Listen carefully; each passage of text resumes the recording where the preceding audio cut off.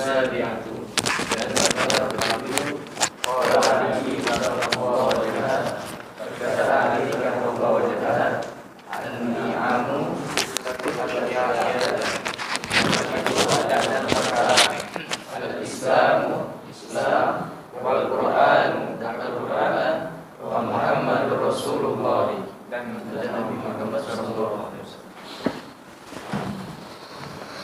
Bismillahirrahmanirrahim.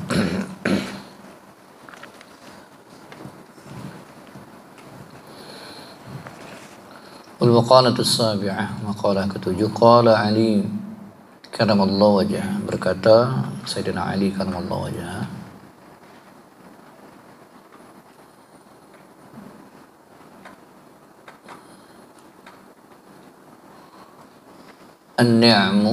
An-ni'amu sittatu asya.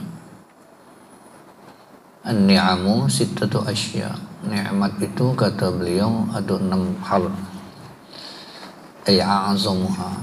Jadi nikmat yang besar maksudnya. Sebenarnya banyak nikmat Allah Subhanahu wa taala yang diberikan kepada kita.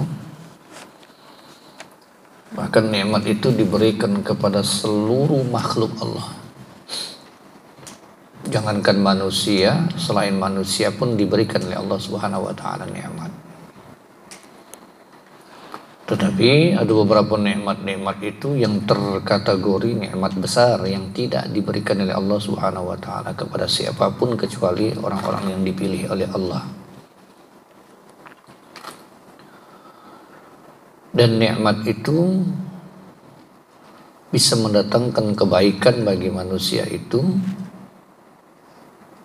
Tidak saja hidup di dunia tentram damai hatinya, tapi kebahagiaan itu, kesempurnaan hidup itu didapatkan setelah dia meninggalkan dunia yang fana menuju alam akhirat yang kekal abadi selamanya.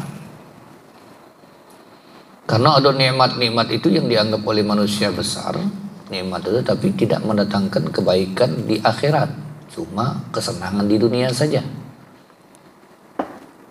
Ada orang yang dapat nikmat harta, dia merasa harta ini terbesar bagi dia. Hasil jerih payahnya, kuasa dia bisa melakukan apa saja melalui harta yang dimilikinya sebagai nikmat yang Allah berikan kepadanya. Kalau ukuran nikmat itu bisa mendatangkan kebaikan dalam urusan harta, maka yang pasti dapat nikmat terbesar itu si Qarun. Hartanya banyak. Sampai sekarang Qarun masih ada hartanya. Ya. Tapi dengan kesombongannya Qarun dengan harta tadi dihancurkan oleh Allah Subhanahu wa taala. Ditenggelamkan oleh Allah Subhanahu wa taala. Ditenggelamkan oleh Allah Subhanahu wa taala di dalam tanah. Habis sampai sekarang. Tidak menjadi dia bahagia, bahkan hina. Kalau kebahagiaan nikmat yang didapat itu terasa besar lewat jabatan, maka yang pasti punya jabatan yang dapat nikmat terbesar itu pasti Fir'aun, karena dia raja. Raja yang hebat, bahkan saking hebatnya dia berani mengaku Tuhan dan orang tak berani untuk membantah tentang dirinya mengaku sebagai Tuhan. Tapi ternyata ditenggelamkan oleh Allah Subhanahu wa taala di dalam laut. Hina sampai sekarang masih membekas tentang kehinaan Fir'aun yang dihinakan oleh Allah Subhanahu wa taala. Banyak lagi nikmat-nikmat yang dianggap oleh orang itu dunia ini bisa mendatangkan kebaikan, padahal justru ketika kita salah guna dan cara mendapatkannya pun salah, bukan berarti atau tidak mendapatkan dampak nikmat itu menjadi kebaikan untuk dunia kita. Justru kecelakaan dan kehinaan. Nah, dalam hal ini Sayyidina Ali karramallahu wajhah mengungkapkan bahwa ada nikmat-nikmat itu yang mendapatkan kategori nikmat besar, terutama bagi orang beriman. Pertama kata beliau Islam. Nah, bersyukur kita Islam kita sudah sejak lahir jadi orang Islam. Nenek moyang kita beragama Islam, alhamdulillah. Ada saudara-saudara kita yang belum menikmati Islam sejak lahir. Bahkan ada di antara mereka baru menikmati atau merasakan nikmatnya Islam setelah mereka dewasa. Di mana letak kenikmatan besar Islam itu bagi orang yang meluk agama Islam? Sesuai dengan wazan atau padanan kata, asal kata dari Islam itu adalah keselamatan. Aslama yuslimu islaman. Dikatakan sallama yuslimu islaman. Islam itu berarti, islaman itu artinya keselamatan, kesejahteraan. Ada yang mengatakan kepatuhan, keamanan. Siapapun yang beragama Islam, yang memeluk agama Islam secara kafah, melaksanakan aturan dan ajaran Islam, udkhulu fis silmi kafah, maka dia akan mendapatkan manfaat dari keislaman itu, keselamatan dan kesejahteraan bagi dirinya. Sejahtera dalam artian dalam urusan dunianya dia tidak merasa kesusahan, karena ditentramkan Allah hatinya lewat keislaman yang diamalkan dengan ajaran di dalamnya. Al-Islam wa dinul ladzi jaa bihi Nabi sallallahu alaihi wasallam li sa'adatil bashari fi ma'ashihim wa ma'adihim. Itu kaidah yang pernah kita pelajari dulu.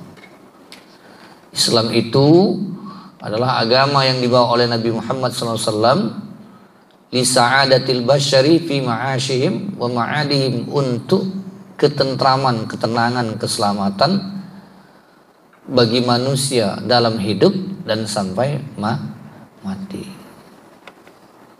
Ada beberapa saudara-saudara kita yang mu'allaf, setelah dia mu'allaf dia merasakan bahwa ini yang selama ini dicari, ketentraman. Ada yang duitnya lah banyak, hartanya lah banyak, terkenal, tapi tetap gelisah, ujian banyak.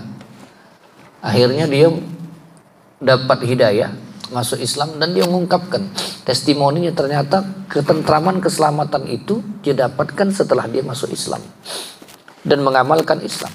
Bukan sekedar masuk Islam tapi tidak mengamalkan Islam.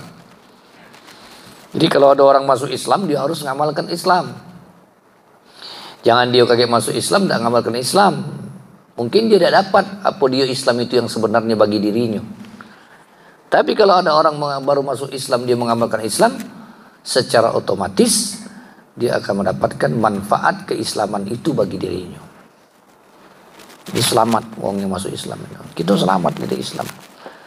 Karena Islam mengatur segala aspek kehidupan manusia. Ketika kita benar-benar menjalankan aturan Islam itu, dari segala aspek kehidupan kita selamat. Dari segi pemerintahan, Islam lah ngatur. Ada tentang cara memilih pemimpin, tentang hukum yang berlaku bagi kita, tentang kemasyarakatan, tentang kejujuran, tentang bagaimana menetapkan hukum, tentang musyawarah, lengkap Islam sudah mengandung di dalamnya. Pemerintahan, dalam keluarga, Islam mengatur bagaimana kehidupan keluarga, bahkan dalam urusan harta yang banyak yang setelah meninggal harus dibagikan secara hukum waris yang berlaku, ada dalam Al-Quran. Tidak bakal jadi gontok-gontokan. Ada adil di dalamnya, keadilan di dalam cara membagikannya. Dalam suasana kemasyarakatan ada di Islam. Bagaimana tenggang rasa, hormat menghormati, saling memuliakan, toleransi ada. Maka nikmat terbesar kita dapat menjadi diri kita menjadi orang Islam. Dan konsep ketuhanannya pun masuk akal.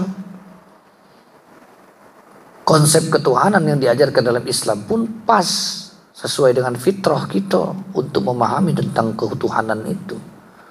Sementara dalam ajaran lain tidak mengandung konsep-konsep yang sesuai dengan akal, bahkan bertentangan dengan akal. Maka bersyukurlah kita sebagai orang Islam. Wal Quran Al-Quran itu jadi nikmat terbesar. Al-Quran itu kalamullah, wahyu Allah yang diturunkan disampaikan kepada Nabi Muhammad SAW. Sebagai apa? Hudan sebagai petunjuk, syifa sebagai obat, furqan sebagai pembeda yang baik dan yang buruk, yang halal, yang haram, yang batil, yang hak. Cukuplah kita merasa bahwa Al-Quran ini menjadi satu-satunya di antara nikmat terbesar yang Allah berikan itu, bahwa kita bisa menjadi hamba Allah yang mengimani Al-Quran.